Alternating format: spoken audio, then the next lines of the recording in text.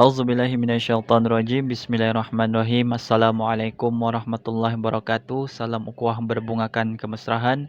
Yang saya hormati Ustadz Amsyar selaku pensyarah bagi subjek metodologi penyelidikan dakwah. Seterusnya sahabat-sahabat yang dikasihi sekalian.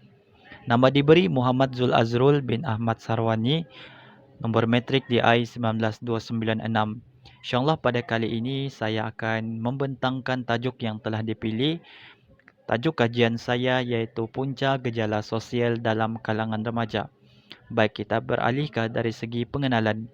Secara umumnya, gejala sosial dapat diklasifikasikan sebagai satu jenayah yang melibatkan etika dan moral individu.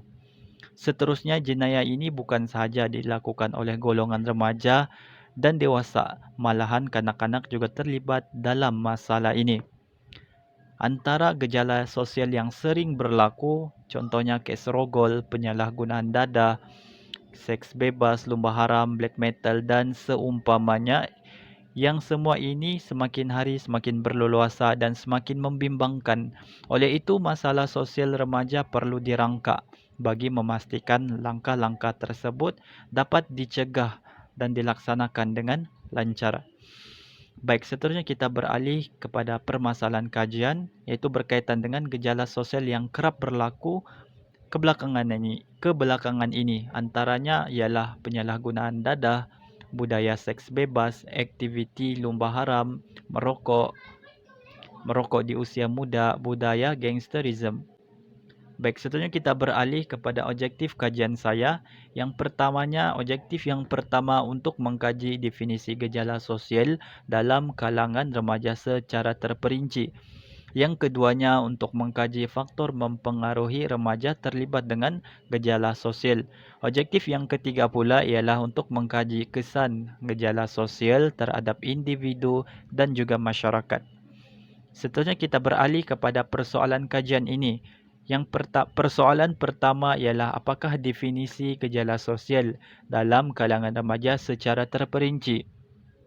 Persoalan kedua ialah apakah faktor yang mempengaruhi remaja terlibat dengan gejala sosial. Persoalan yang ketiga pula ialah apakah kesan gejala sosial terhadap individu dan masyarakat. Baik, seterusnya kita beralih kepada metodologi kajian. Baik, reka bentuk kajian yang telah saya gunakan ialah kualitatif.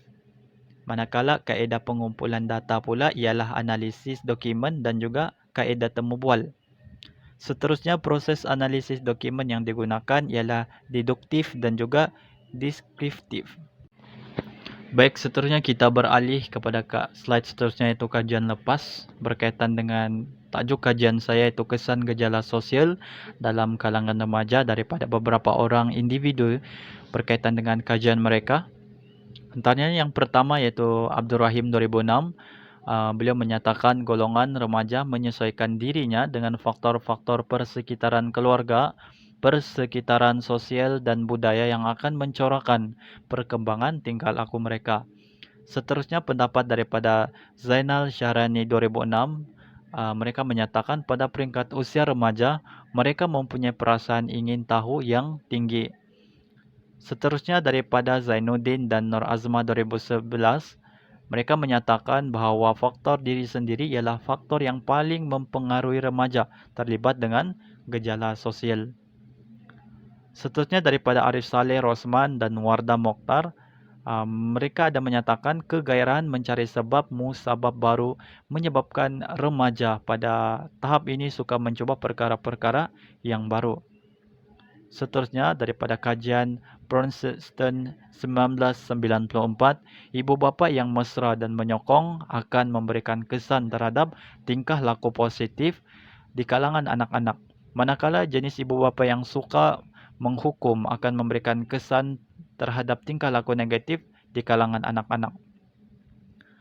Yang terakhir ya daripada Syuhada Mansur 2015, beliau menyatakan statistik jumlah kes jenayah yang direkodkan oleh pihak polis Diraja Malaysia PDRM mencatatkan kadar peningkatan krisis akhlak dalam kalangan pelajar yang sangat serius dan menggerunkan dengan jumlah angka yang begitu besar. Baik, itu berkaitan dengan kajian lepas. Baik, seterusnya kita beralih kepada slide yang terakhir, yaitu kesimpulan. Sebagai kesimpulan, masalah sosial haruslah dipandang serius oleh semua pihak kerana para remaja merupakan aset yang penting untuk pembangunan negara pada masa yang akan datang.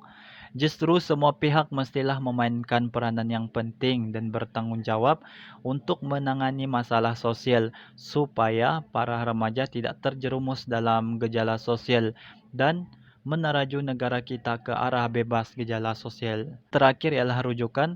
Berikut merupakan rujukan yang telah saya gunakan sepanjang membuat kajian ini.